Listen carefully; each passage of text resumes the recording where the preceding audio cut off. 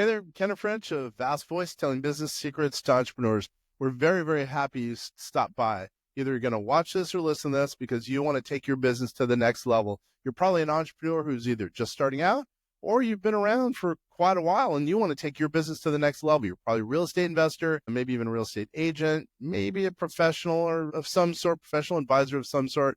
And well, you are stopping by because you need some valuable advice from one of the top industry leaders there is. Anyway, thank you very much. Once again, Ken French, Vast Voice, telling business secrets to entrepreneurs. Really glad that you stopped by. Profit sharing plans. No one really thinks that those are valuable, but how about this? The year has already gone by. You think nothing you can do about your taxes, nothing to lower your taxes. Your CPA says, you can't do anything to lower your taxes. Well, actually, because you had a 401k, let's say you're a solopreneur, the answer to that is you actually still might be able to lower your taxes. Is that a surprise?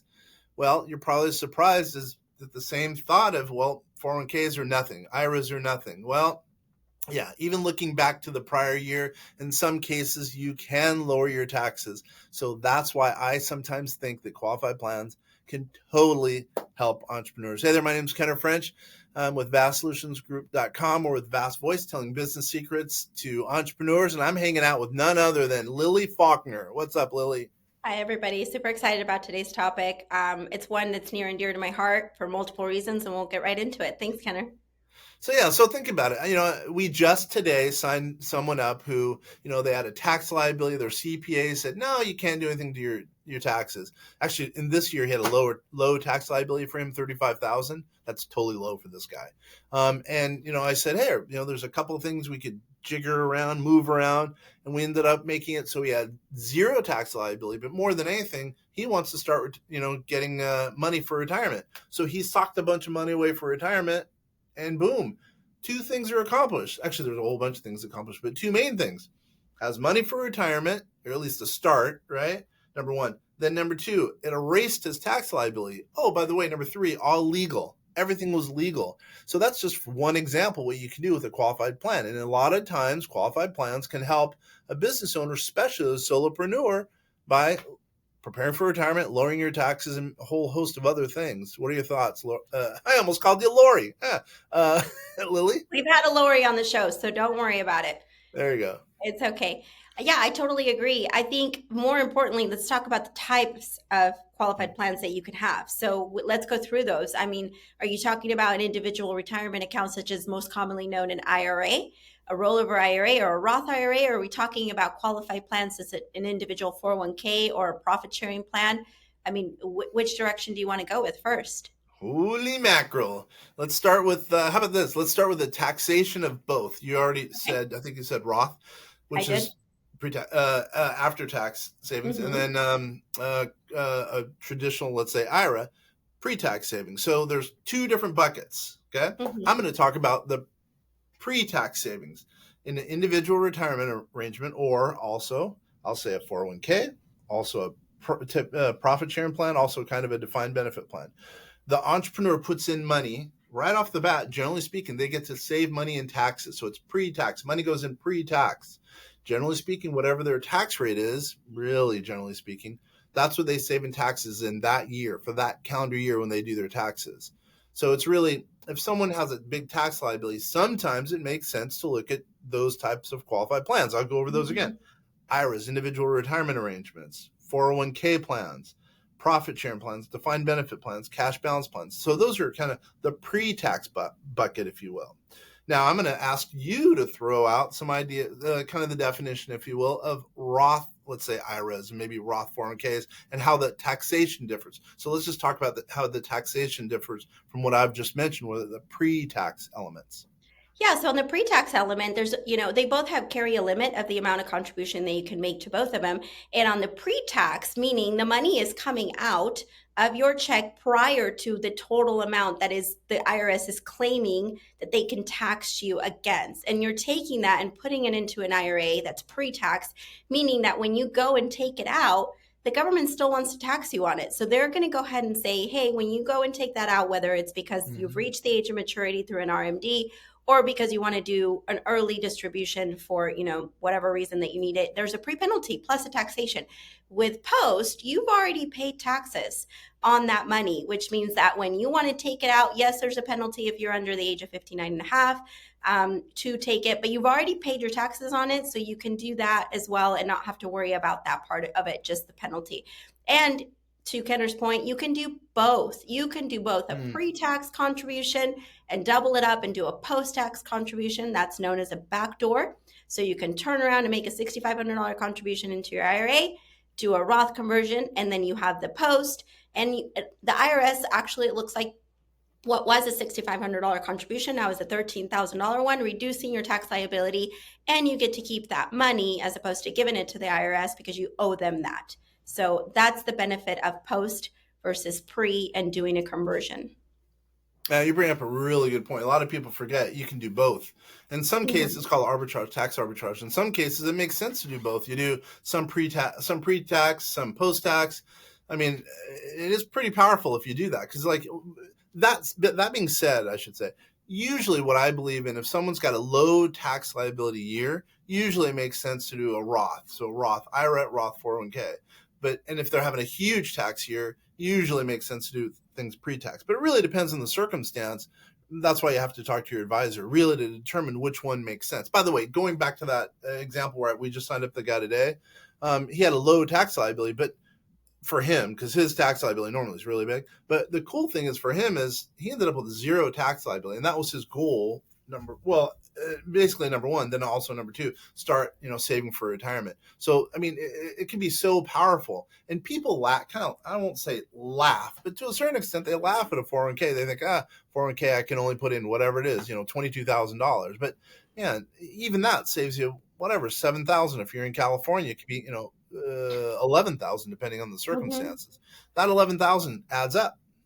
It does. Now, can I do everything? Can I do both a personal and a business one and attach the solo 401k or profit sharing plan with, I'm the employee and the employer and you do contributions both? Or are we tampering into a simple IRA situation if I'm both the employer and the employer? What do you recommend? Yeah, depends on the circumstances. I always say, right? Any good consultant says that. But yeah, you can add them on. I call it stacking. You can have depending on the circumstances, you can have an IRA, you can have 401k, you can have profit sharing plan, cash balance plan, defined benefit plan. You could stack them all, and that gives you a huge savings. I mean, we did one for, I think it was 37-year-old guy, and he ended up being able to put away $200,000. And that's just one example because he stacked them all together.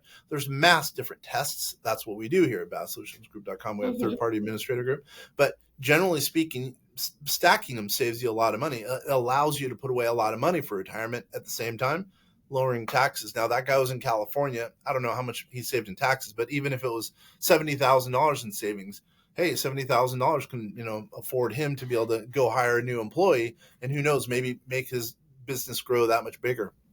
Gotcha. So we've talked about what they are, but what is it going into? I mean, is the door wide open for the type of investment that you can go and put this in, be conservative or not, and have that also grow? Because you're telling yourself you put in 6,500, but if you do a conservative investment or something, mutual funds, stocks, whatever it is, then that can grow in and of itself. So what platform is that going into, and what are the parameters for that? Yeah, that's a really good question. So a lot of people don't know the IRS does not, and Congress doesn't have a list of things you can invest in. This is going to sound counterintuitive. They have a list of things you cannot, and it's a very small list. So meaning a lot of people don't realize you can invest in real estate. You can invest in foreign assets. You can invest in sometimes precious metals. You can invest in even insurance. People say you can't invest in insurance. You can. And of course, stocks, bonds, mutual funds, et cetera. So yes, you can invest in kind of what I would call the alternatives. Sometimes we call them hard assets, but you can. And if really someone wants to invest in their own beliefs, we even have a situation where we set them up, our clients, solopreneurs, as what's called the trustees. So they are basically in control of the assets. They're in control of the management. The downside of that is sometimes they don't know what they're doing, by the way. Then they end up losing some of the assets, but it's it's up to them. It's, they're in control of the assets. So, and I think a lot of clients more and more are liking that. They have control of the assets. They're not having to go to a financial advisor. No offense against the financial advisor, but they're not going to a financial advisor and having them invest the assets. Instead, they're in charge overall of the investments, and hopefully they're going to end up managing it so it goes well. And if not, it's on their shoulders. Gotcha. So is that the equivalent of a self-directed profit sharing plan? Or Yeah. so basically that's the distinction between the two. Gotcha. That's exactly Okay, right. that's great. I think this is really important. I think one thing that we haven't touched on, because we look at the now, and the now is, I don't want to give money to the IRS, right? But at the end of the day, you really got to think about the fact that you are saving to be able to sit on a front porch looking over a mountain sunset and say, I don't got to worry about my finances. And at the end of the day, that's the most important thing, is you are saving for your future. So not only are you reducing your tax liability, but it's very important that you think about what it is that you're going to do when you don't want to do what you're doing today anymore. So I look at I think all retirement is a long vacation, probably the longest vacation you're going to have, 20 years. And do you want to go back and work during vacation? Probably not, right? And well, you're right. If you can amass the money, then you're looking at, let's say, a golf course, just having fun, or a beach, having fun, right, for 20 years. But let's say you haven't worked or you haven't amassed enough net worth, and all of a sudden 10 years down the road, you're having to work, and that's probably not what you want to do, right? So really the goal is to not work during a very, very long vacation, basically, just like you said. Yeah. This has been a great time to learn about this. I think the takeaway on this podcast is you can stack. There is not just one way to skin this cat. You can go and contribute in multiple ways to reduce your tax liability. And at the end of the day, it's an investment in yourself for your biggest vacation later. So give us a call. You can go to our website. You can, give us a call, and that way we can help you with that stacking, because we definitely can chat with you as to everything that Bass has to offer to be able to make sure that you are saving for yourself and your future. Love it. Love spending time with you, Lily. It's been always been a pleasure. For any of you out there, if you need anything, just like she says, go to the website, vastsolutionsgroup.com. We're easy to contact. You see us all over social media now, at least. So please go ahead and stop by. Hopefully we can help you in some way. It's been a pleasure hanging out with you once again, Lily, and it's been a pleasure hanging out with all you out there as well. Thank you very much. Bye, everybody.